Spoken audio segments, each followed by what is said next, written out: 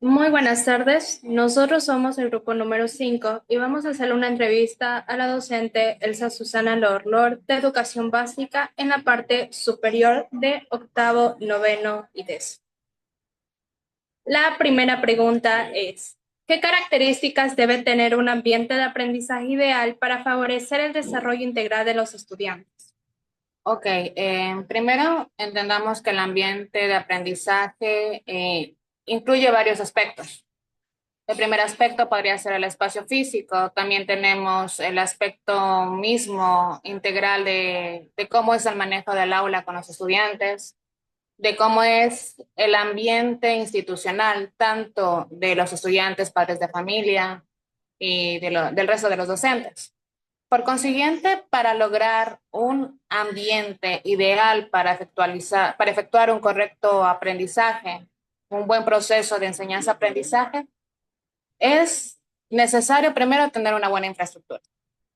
Segundo, que los docentes tengamos claro el rol, que no solamente somos dictadores o simplemente vamos a dar una clase magistral, sino que tenemos que trabajar junto con los estudiantes para poder construir y desarrollar el correcto aprendizaje. Eso. La siguiente pregunta, ¿cómo se puede transformar un ambiente tradicional en un entorno de aprendizaje más dinámico y colaborativo? Ok. Recordemos que Ecuador ha venido con un cambio de modelo. Estábamos con un modelo tradicional, ahora estamos con una educación basada más en el que el estudiante construye su propio conocimiento y nosotros simplemente vendríamos a ser como facilitadores de ese aprendizaje. Entonces, el cambio de esa enseñanza tradicional, de ese ambiente tradicional, ha pasado por diversas etapas. El primero es la utilización de una pedagogía más participativa con los chicos, por ejemplo, el uso de estrategias dinámicas. No sé, ahorita estamos, por ejemplo, trabajando mucho con lo que es el ABP, el proyecto, el aprendizaje basado en proyectos. También tenemos lo que es la clase invertida, diversos tipos de metodologías o diversos tipos de estrategias en donde el ambiente es más dinámico, se podría manifestar. Y existe una mayor participación por parte de los estudiantes, que es lo que se intenta lograr al fin y al cabo. Buenas tardes. La siguiente pregunta es, ¿qué estrategias de enseñanza son más efectivas para fomentar el pensamiento crítico en los estudiantes? Nosotros teniendo en cuenta que somos docentes de educación básica, eh, es fundamental que se desarrolle el aprendizaje y el aprendizaje crítico y todo este conjunto de habilidades desde temprana edad. ¿Por qué? Yo actualmente soy docente de octavo, noveno y décimo. Y, por ejemplo, llego a octavo, noveno que literalmente solamente saben memorizar, más no reflexionar, más no alcanzar un poco más el razonamiento. Por consiguiente, eso se debe trabajar desde las bases. Entre los recursos más efectivos eh, que podríamos estar utilizando es, a pesar de que vienen con ese desfase en los grados superiores, es el intentar desarrollar actividades que tengan que ver más con la parte dinámica, que el chico desarrolle, que el chico converse, que él sea el que construya el conocimiento, no que nosotros le dejemos o le digamos lo que él tiene que hacer, sino que él mismo se vaya desarrollando con base al conocimiento que nosotros le estamos dando. La siguiente pregunta, ¿qué tipo de recursos son más efectivos para promover el aprendizaje autónomo? Lo ideal sería trabajar con recursos didácticos digitales o la utilización de recursos tecnológicos en sí. Pero yéndonos a la realidad del sistema educativo fiscales, tenemos instituciones que no tienen internet, que no cuentan con computadoras, que no tenemos laboratorio. Por consiguiente, muchas veces es el docente el que se ve como art attack, empezando a diseñar materiales o aprendizajes en el que él pueda desarrollar de mejor manera su clase. Nosotros el docente tiene que ser imaginativo y con base a la clase que tú estás dando, idearse el mejor material para que la clase sea dinámica. Porque muchas veces, por el mismo sistema en el que estamos, nos vemos abocados a tener que dar nuestra clase de manera estandarizada o de manera tradicional en cierto momento, porque las instituciones no cuentan con la infraestructura para poder hacer una clase dinámica. Tienes 45 minutos con un grupo de 40 estudiantes y realmente no alcanza tiempo para que tú tal vez puedas hacer la clase que tú quieres hacer. Sobre todo no hay el material o la predisposición incluso de las mismas autoridades para que tú lo puedas realizar. Pero si sería de contestar tu pregunta, lo ideal, no lo que se realiza sería la utilización de los materiales digitales. La siguiente pregunta es, ¿cómo se adaptan las actividades de aprendizaje a las capacidades y ritmo de cada estudiante? Ahorita, justamente en este nuevo año, el Ministerio de Educación ha implementado lo que es el DUA, que es el Diseño Universal de Aprendizaje, en donde justamente buscan eso, que el docente dé una variedad de recursos para que llegue a afectar a todos los estudiantes. Por ejemplo, estamos trabajando con lo que son las inteligencias, los diversos tipos de inteligencia. Por ejemplo, cómo llegar a un estudiante auditivo, cómo llegar a un estudiante visual, cómo llegar a un estudiante kinestésico, a través de diversos tipos de metodologías, diversos tipos de actividades. Por consiguiente, eso es lo que se está intentando implementar, que exista un mayor que el docente tenga una mayor de posibilidades para llegar a cada uno de los estudiantes y podamos trabajar con los diferentes tipos de capacidades. Cosa que, acotándolo a la realidad, es muy complicado. Ya les había manifestado anteriormente que las aulas están copadas.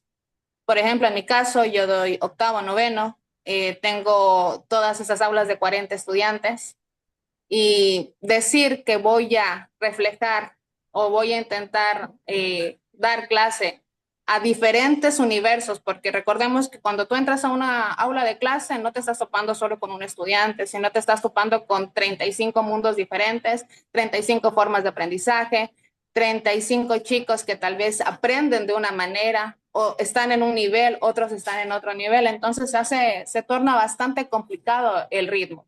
Y eh, es diverso las formas que uno como docente debería utilizar para poder trabajar con estos multiuniversos que tenemos en un aula. Bueno, mi pregunta es, ¿cuál ha sido el mayor desafío que has enfrentado a trabajar en un ambiente de aprendizaje diverso? Lo que te manifestaba, el mayor desafío es acoplarse a la diversidad de estudiantes que tenemos. Aparte de los estudiantes regulares, nosotros también tenemos estudiantes con necesidades educativas específicas.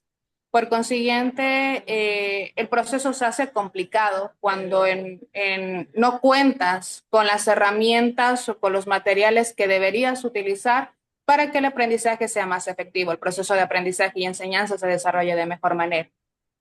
Los mayores desafíos vendrían a ser, en cierta parte, la infraestructura, en otra parte, la amalgama de documentos que nos da el Ministerio de Educación para que nosotros apliquemos. Realmente ellos nos pintan maravillas que hacer en el aula, pero si nos vamos a la ciencia cierta, todos esos recursos tienen que salir del bolsillo del docente. El ministerio no te va a dar un celular, no te va a dar computadora, no te va a dar laptop o no te va a dar ni siquiera una resma de papel para que tú elabores el material didáctico. Por consiguiente, sí se hace complicado esto de que el docente sea uno de los únicos servidores que realmente tenga que pagar hasta su propio material de trabajo, porque muchas veces llegas a un aula y ni siquiera tienes marcador para trabajar y eso sale del bolsillo del docente. Entonces, hay una amalgama de cuestiones que nosotros tenemos que afrontar en la realidad educativa, sobre todo en la educación fiscal. Gracias. Otra pregunta que tenemos es, ¿cómo definiría un ambiente de aprendizaje efectivo?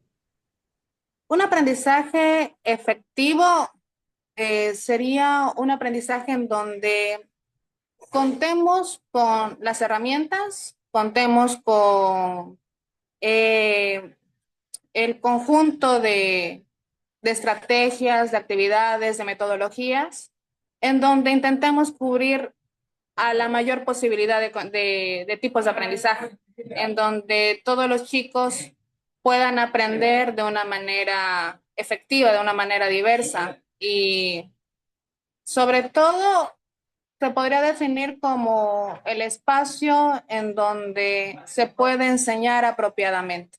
Eso sería un ambiente de aprendizaje efectivo. La siguiente pregunta, ¿qué estrategias utiliza para fomentar la participación activa de los estudiantes? Por ejemplo, en mi caso, yo doy la asignatura de inglés y me gusta mucho trabajar con lo que se denomina immersive class, que son clases inmersivas, sobre todo para la enseñanza de un segundo lengua, que es más o menos como que tú das un tema, un determinado tema, y los chicos actúan con base a ese tema. Entonces jugamos bastante lo que es el role play, juego de roles, mucho lo que es teatro, en donde solamente como docente yo doy vocabulario y ellos buscan la manera, la estrategia de que se puedan comunicar. Y eso hace que los chicos participen. Aparte del aprendizaje basado en proyectos, en donde yo como docente solamente doy, facilito un poco del conocimiento y son los chicos los que lo van a desarrollar. Última pregunta. ¿Qué recursos consideras esenciales para crear un ambiente de aprendizaje positivo? Vuelvo y repito, creo que los recursos más importantes, aparte del recurso humano, que viene a ser la correcta capacidad del docente para manejar el salón, para adaptar metodologías apropiadas, también tendría que ver mucho en el espacio físico en el que nosotros desarrollamos nuestras clases. Eh, el ambiente o el espacio debe ser completamente aireado, en donde el estudiante no pueda tener distractores. Por otro lado, que sea un espacio amplio en donde el docente pueda caminar tranquilamente por el salón y pueda ir analizando cada uno del trabajo que están realizando los chicos. Entonces, entre los recursos que consideraría y que lastimosamente no tenemos sería más o menos la aplicación de recurso digital, el recurso, sí, recursos digitales serían lo que ahorita tal vez nos diera un mejor enfoque en el aprendizaje. Muchas gracias por tu tiempo. Muchas gracias.